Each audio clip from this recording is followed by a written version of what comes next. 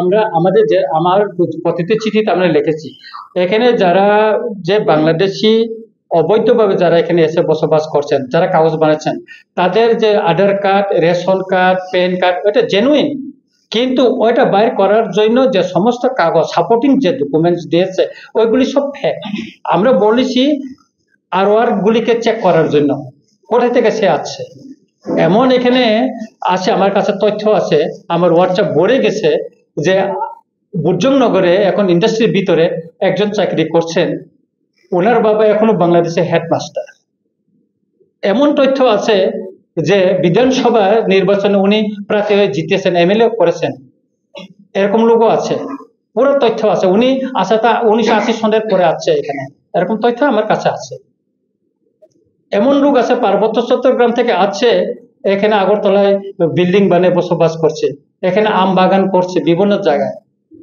এবং পার্বত্য চট্টগ্রামের থেকে এমন লোক আছে এখানে, মানে আমি যখন রাজশাহী বাড়িতে যাই বা অন্য অংশে যাই, মানে কি বলবো, সেখানকার মানুষ, গ্রাম সেখানে তৈরি হয়ে গেছে, বাগান হয়ে গেছে, প্রচুর লোক ঢুকছে।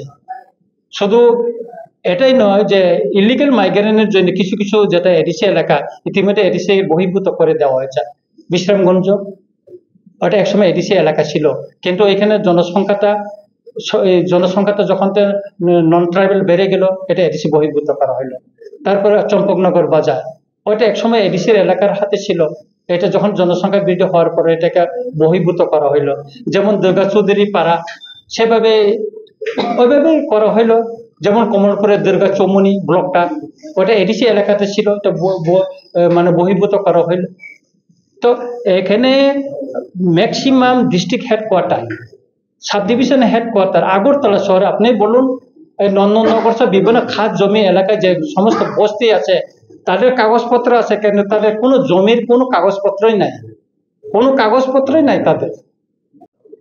আর 1961-তে 11,42,000 হয়েছে এবং বেড়েছে 5,02,000 এবং টোটাল গ্রোথ হচ্ছে 78.71। এটা পৃথিবীর মধ্যে সর্বশ্রেষ্ঠ এবং এর পরবর্তীতে সবসময় ওই 30-34 এরকম করে বেড়ে এসছে। এইটা হচ্ছে ত্রিপুরায় 1971 সনে ত্রিপুরা 15 লাখে আসছিল, কিন্তু শরণার্থী এসছে 14-14.5 লাখ। এটা অফিসিয়ালি এসছে, কিন্তু অফিসিয়ালি আসার পর এইটা পরবর্তীতে সবাই যায়নি, রয়ে গেছে। এইটা গুলা একটা প্রশ্ন। আর এখানে ত্রিপুরার যে যারা পার্বত্য চট্টগ্রাম থেকে এসছে, আমি একটা উদাহরণ দিচ্ছি, এখানে অন্যান্য যারা জনজাতিরা আছে তাদের গ্রোথ রেটটা কত, আর একটা পার্টিকুলার বিশেষ করে চাকমাদের তাদের গ্রোথ রেটটা কত বেড়েছে, এটা আমার কথা না, সেন্সাসের কথা। সেটা আমি বলছি 1951 সনে চাকমাদের আসলো 60,277, 1951।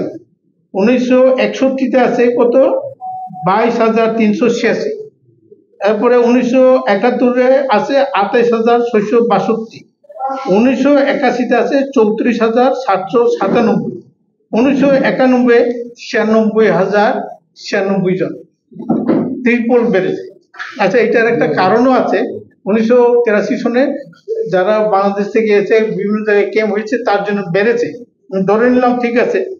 তাহলে 1901-এ এটা কমে 64,000 হয়েছে। কারণটা হচ্ছে কি, 1997-এ শেখ হাসিনার সঙ্গে এগ্রিমেন্ট হওয়ার পরে কিছু লোক ফিরে গেছে, কিন্তু আরো যাওয়ার কথা ছিল, রয়ে গেছে। এখন তাদের লোক সংখ্যা দেখা যায় 2011-তে 79,813 জন। এখন বর্তমানে আপনার যদি সেন্সাস হয় মিনিমাম তার 1.5 লাখ হবে। তাহলে যেখানে আপনি রিয়াংরা আসলো সেকেন্ড পজিশন, 1,88,000, তারা চলে আসবে সেকেন্ড পজিশন।